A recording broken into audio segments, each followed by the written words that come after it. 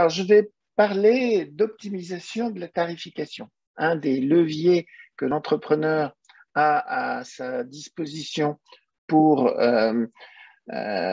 optimiser son développement, ben, c'est l'aspect de la tarification. Et donc, c'est un aspect fondamental parce que ça peut faire beaucoup de différences. Alors, dans tous les projets entrepreneuriaux, il y a deux grandes catégories. C'est les produits ou les services. Les deux modèles sont très présents. Il y a beaucoup de, parfois même il y a des modèles mixtes où il y a une partie produit, il y a une partie service, mais les activités basées sur des produits, sur la commercialisation de solutions ou de services récurrents sont un domaine extrêmement intéressants et qui ont tendance à se développer énormément. Vous savez, par exemple, dans le domaine de l'informatique, les services en mode SaaS ont la voie sont de plus en plus utilisés. Il y a même des éditeurs de logiciels, Adobe pour ne pas les citer, qui avant vendaient des licences et ils ont maintenant tout basculé en mode SaaS. Et donc, c'est quelque chose qui se fait de plus en plus, mais pas seulement dans le logiciel. Il y a beaucoup d'abonnements. Le problème, c'est quand on a une solution que l'on vend par abonnement, eh bien, c'est souvent perçu comme engageant parce que quand on l'adopte après, c'est difficile de s'en passer ou c'est coûteux de basculer sur une autre solution. Et donc, comme c'est engageant, le prospect, le client se sent obligé de comparer les différentes solutions et ça débouche sur des temps de cycle qui sont longs, souvent 6 mois, parfois même 12 mois. Et en plus, les risques sont perçus comme étant nombreux parce que tant qu'on n'a pas goûté à la solution, on n'est jamais sûr qu'elle sera parfaitement adaptée à ses besoins. Donc, on a peur que ça ne fonctionne pas, que ça soit difficile à adopter, que les services associés, formation, support, se passent mal, que l'évolution ne soit pas au rendez-vous. Voilà. Et donc, face à ces faiblesses, eh bien, on constate que les temps de cycle sont longs, les taux de transformation sont faibles et que la tendance des gens qui proposent ces solutions, c'est de réduire les prix pour essayer que leur solution soit adoptée assez rapidement et ils espèrent se refaire dans la durée en comptant sur la récurrence de l'abonnement. Et donc, la question qui se pose, c'est comment tarifer? Est-ce qu'on tarife bas? Est-ce qu'on tarife haut? Comment est-ce qu'on fait pour déterminer le bon prix face à une solution qu'on a un peu de mal à vendre, mais qui permet d'avoir des revenus récurrents? Et donc, moi, voilà 5 grands principes que je voudrais mettre en avant sur comment tarifer ces services. Premier, et on va voir dans le détail ces 5 grands principes. Le premier, c'est de ne pas tarifer en cost plus, c'est-à-dire vous coûtez, quel est le coût marginal de la fourniture du service et puis vous rajoutez une marge. Ça, c'est vraiment quelque chose à éviter. Deuxième chose, c'est relativement connu, là j'invente rien, tout le monde le sait. Deuxième chose, qui est déjà beaucoup moins évidente, je recommande d'éviter de communiquer des grilles tarifaires et d'essayer, autant que faire se peut, de privilégier une personnalisation des tarifs en fonction de l'usage que les clients feront de votre solution et de la valeur qu'ils perçoivent dans votre solution. Troisièmement, en pis-aller, si ce n'est pas possible d'avoir une personnalisation des tarifs, d'avoir à minima plusieurs offres correspondant à plusieurs segments de clientèle pour personnaliser non pas en one-to-one pour chaque client, mais de personnaliser en fonction du segment de clientèle. Quatrième point, faire des promotions. On verra pourquoi. Et cinquième point, qui est là le plus nouveau et le plus intéressant, me semble-t-il, c'est de prévoir une progressivité significative des tarifs dans le temps, de telle manière à ce qu'après adoption, eh bien, on puisse avoir un tarif plus élevé qu'avant adoption. On va le voir tout à l'heure. Bon, alors, premier point, ne pas tarifer en mode cost plus. Bah, le mode cost plus, c'est nombriliste. On ne s'intéresse pas à ses clients, on s'intéresse qu'à soi. On veut se garantir un minimum de marge. Et c'est une grave erreur parce que la valeur perçue diffère systématiquement d'un client à l'autre, d'une part, et d'autre part, évolue dans le temps. Et donc,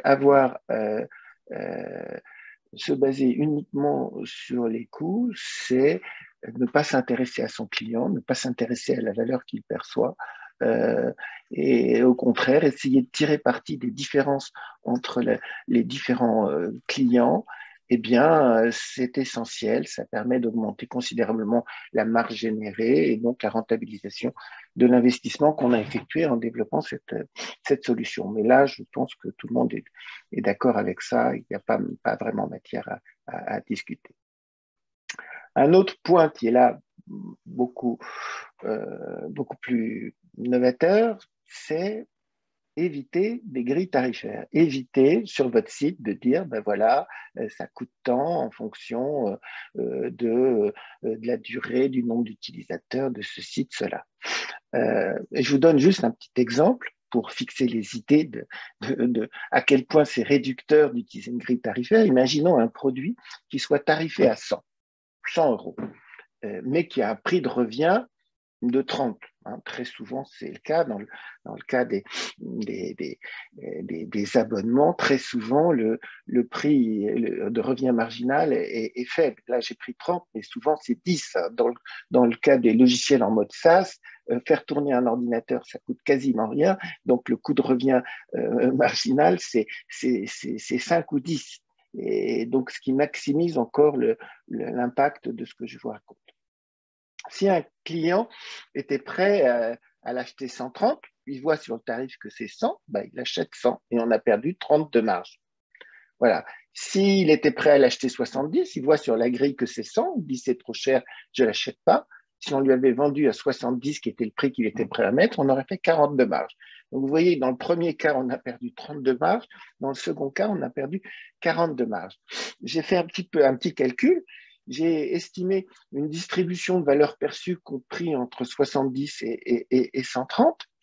Et j'ai supposé que client par client, on puisse ajuster le prix de vente exactement à la valeur perçue par le client. Et ben, quand on fait le calcul, on voit que la valeur cumulée de la marge est doublée dans le cas où on peut ajuster le prix par rapport au cas où on utilise une simple grille.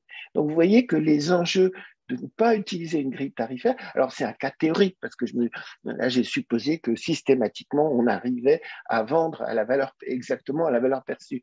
Donc, mais ça juste pour montrer que les enjeux sont colossaux parce que selon la stratégie tarifaire qu'on utilise, eh bien, il y a un facteur 1 à 2 entre la marge qu'on peut réaliser. Et donc, c'est un point qui est absolument essentiel. Et pourtant, la plupart des gens mettent des grilles tarifaires sur leurs produits, alors que moi, je recommande essentiellement, on le verra plus tard, de dire nous consulter.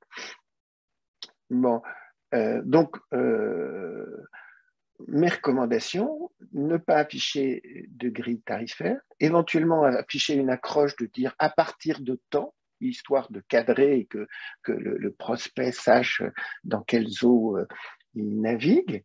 Et puis, ma recommandation, quand on n'a pas trop de clients, c'est de discuter avec lui, d'évaluer son usage occasionnel, modéré, fort, stratégique, et d'essayer de découvrir son budget, par exemple, en lui demandant, en fait, c'est quoi votre budget, de voir si on a des concurrences ou non, de tester sa réactivité face au budget, de faire une proposition avec un budget qui semble cadré avec sa valeur, et puis d'être souple et d'accepter de faire des remises. Voilà, en B2B, les stratégies commerciales et tarifaires que je recommande. Quand on ne peut pas avoir une personnalisation, créer quelques offres essentielles, avancées, experts, pro, entreprises, pour avoir des prix différenciés, non plus par client, mais par segment de clientèle, avec un segment bas de gamme essentiel qui tape bas et qui a objectif de récupérer tous ceux qui ont une faible valeur perçue ou un faible budget. À l'opposé, il y a une offre où on tape haut pour tous ceux pour lesquels le produit est essentiel, et entre les deux, prévoir un ou deux intermédiaires. Recommandation suivante, faire des promotions. Quand on a une offre, il y a une quantité énorme de clients que j'appelle la longue traîne, qui hésitent à prendre la solution, qui ne se décident pas parce que les risques l'emportent sur la valeur perçue, et ça représente souvent des potentiels de chiffre d'affaires colossaux.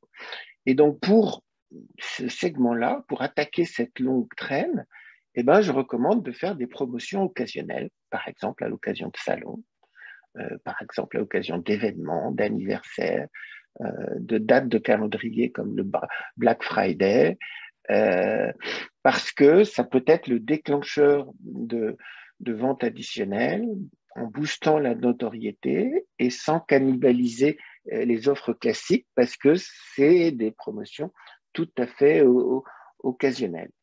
Et on peut, même si le tarif est plus bas dans ce cas-là, on peut se refaire en termes de cash flow en disant, par exemple, on parle d'abonnement, de dire que ce prix-là n'est valable qu'en abonnement annuel et en prépaiement et non pas en abonnement mensuel, ce qui fait que ça génère des cash flows qui sont bienvenus.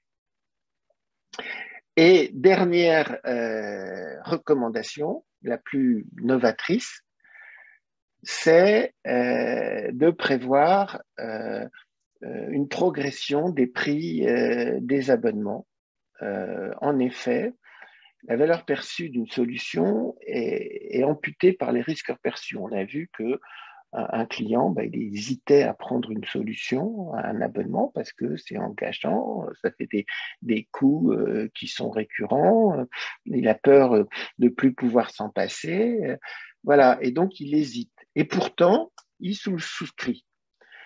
Mais dès qu'il se rend compte que cette solution fonctionne, qu'il est satisfait, qu'il l'a adopté, que ça tourne tout seul, les risques perçus disparaissent, la valeur perçue augmente donc considérablement, alors que le tarif normalement ne change pas.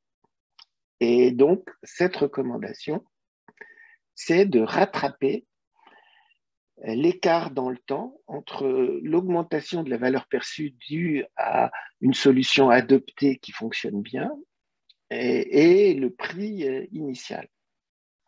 Alors, cette stratégie de progressivité des coûts, c'est un modèle économique classique qui a été adopté par beaucoup de gens sans que vous en ayez vraiment conscience. C'est le cas, par exemple, des médias. Moi, j'en ai fait l'expérience dernièrement. Je me suis abonné au site du Monde. Ça coûte 100 € par an. Et au bout d'un an, j'ai reçu un joli email que vous trouvez sur la droite. Je vous informe que à la date de votre renouvellement, le montant va être porté à 130 €, sans autre forme de procès, pour strictement le même service, à savoir la consultation du journal Le Monde. J'ai regardé sur le site, c'est un tarif qui n'existe pas dans la grille tarifaire qu'ils affichent. Le tarif, c'est toujours de 100 €. Et donc, j'ai discuté avec le service client en disant que j'allais me désabonner et me rabonner. Ils ne m'ont dit pas la peine, on vous le fait à 100 €. Voilà. Donc, ce qui montre bien que c'est une pratique, et je suis persuadé, je n'ai pas les statistiques bien sûr, mais je suis persuadé que la grande majorité, si ce n'est la quasi-totalité de leurs abonnés, au bout d'un an, passe à 130 €, soit 30% d'augmentation. Donc ça n'est qu'un exemple. J'ai vu qu'il y a beaucoup d'autres médias qui font pareil, Mediapart, Le Figaro. C'est le cas également des mutuelles. Vous savez que chaque année, quand vous avez une mutuelle santé, fin octobre, vous recevez un petit papier disant que votre mutuelle, voici les nouveaux tarifs qui sont bien entendu en augmentation significative par rapport aux tarifs de l'année précédente.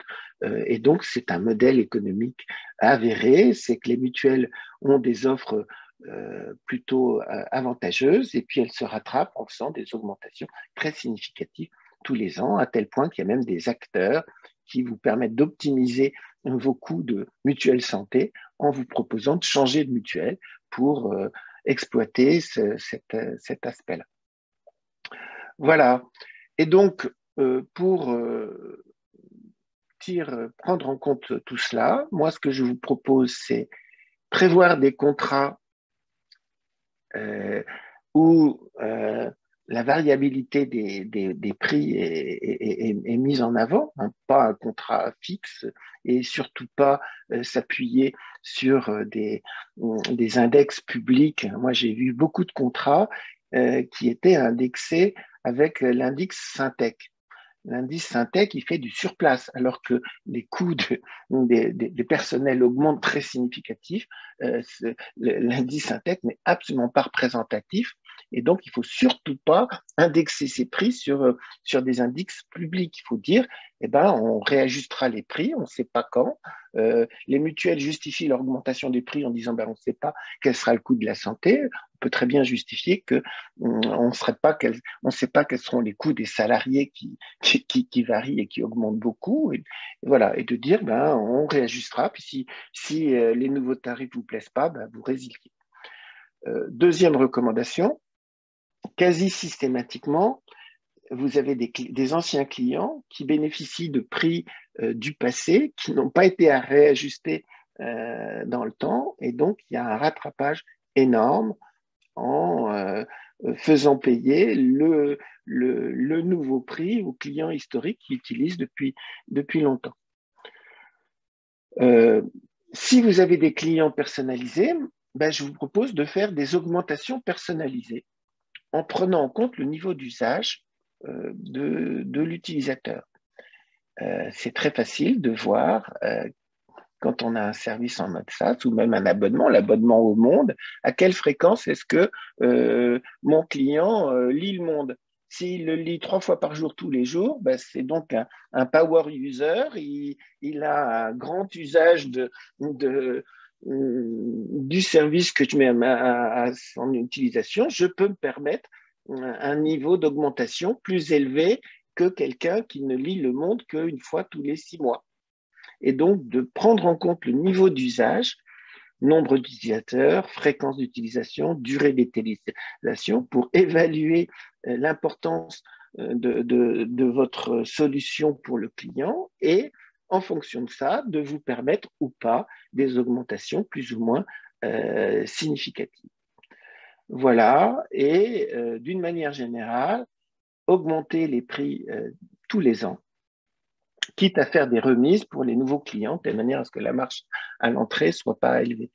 Vous savez que c'est d'autant plus important qu'aujourd'hui, on rentre dans une période d'inflation nettement plus élevée. L'inflation en France, elle est évaluée entre 2 et 3 entre 5 et 6 aux États-Unis. C'est colossal. Quand vos coûts sont des coûts de personnel et de main-d'œuvre, l'augmentation est encore plus forte que ça, parce que pour arriver à garder des collaborateurs pertinents, ben, ça coûte et donc faites des augmentations. Voilà, j'en ai pratiquement terminé. Juste quelques retours d'expérience. Donc moi, j'ai au moins une quinzaine d'entrepreneurs qui ont des solutions en mode SaaS et je constate qu'ils sont extrêmement réticents à augmenter les prix parce qu'ils ont peur de perdre des parts de marché. Je suis déjà plus cher que mes principaux concurrents. Oui, mais si tu es déjà plus cher, c'est que tu fournis un service à plus forte valeur ajoutée, sinon tu n'aurais pas des clients. Voilà. Et donc, je conseille des augmentations assez significatives des prix, surtout si vous n'en avez pas fait depuis un certain temps, ce qui est souvent le cas. Et ce que je constate, c'est que ça marche très, très bien. C'est-à-dire que la quasi-totalité des clients acceptent, pour peu que le service rendu soit apprécié. et que si jamais il y en a quelques petits récalcitrants, eh ben, il est toujours possible de négocier au cas par cas avec eux en étalant l'augmentation sur une plus longue durée et au pire en maintenant les anciens tarifs, mais avec une formule de paiement d'avance au lieu de paiement mensuellement ou a posteriori. Voilà, voilà ce que je voulais vous présenter aujourd'hui. Merci J'espère que je n'ai pas Tristan. été trop long. C'était parfait. Merci Tristan. Alors, il y a une question donc de François-Éric qui demande Oui. comment connaître le prix que le client est prêt à payer. Eh bien, il y a plusieurs solutions. D'abord, comprendre quel est l'usage qu'il en fera et comprendre si c'est un usage stratégique ou un usage annexe, point général. Deuxième point, lui demander s'il a un budget. Très souvent, les gens ne répondent pas, mais parfois, ils répondent. Et puis, troisième recommandation, c'est tester sa réaction face à un prix. Et donc, vous lâchez un prix. Vous dites, par exemple, ah ben, j'ai un client à qui j'ai vendu tant. Et vous le regardez ou vous l'écoutez et vous voyez comment, idéalement, il faut être en présentiel, sinon en vidéo. Et quand vous lâchez le prix, vous le regardez comment il réagit.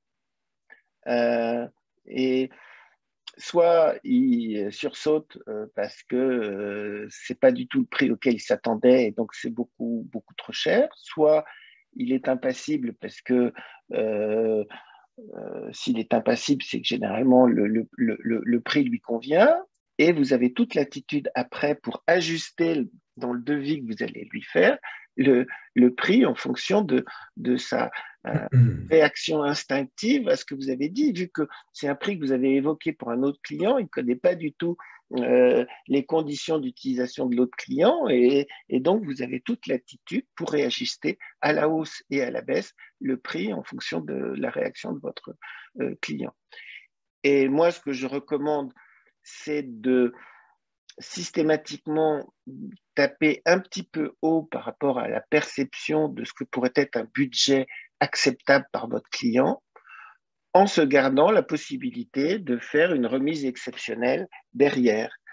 Alors, c'est pas le souk, mais ça correspond pour moi à un optimum de tarification. Pour moi, le bon prix, c'est le prix maximum que le client est prêt à payer pour votre service.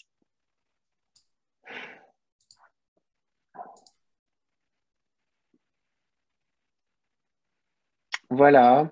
Alors, moi, j'ajoute un point qui est souvent intéressant pour tester le prix, c'est de essayer de comprendre à quoi le client va comparer. C'est finalement quels sont les types d'achats que le client fait en parallèle et donc, mettons qu'on s'adresse à des directeurs financiers. Le directeur financier, il signe des chèques pour à peu près tout, mais il met pas le même intérêt à signer des chèques pour acheter des gommes et des stylos et des chèques pour acheter le nouveau service informatique pour héberger les serveurs. Et donc, du coup, c'est intéressant de savoir à quoi il va comparer notre service et comment on peut l'amener à comparer celui des deux produits qui vaut le plus cher dans son référentiel. Donc, si on explique qu'on est un peu comme les gommes et les stylos et que pour lui, un chèque gomme et stylo, c'est 10 000, eh ben, on est en train de s'enfermer dans cette enveloppe à 10 000. Alors que si on commence à montrer à quel point on est un vrai service informatique, une sorte de sous-traitance de quelque chose qu'il ferait sinon à grands frais, eh ben, il est en train de réaliser l'économie que ça lui fait réaliser. Donc, souvent, le prix est quelque chose de relatif. Donc, c'est toute la question de se coupler à la bonne, au bon comparatif, au bon comparable.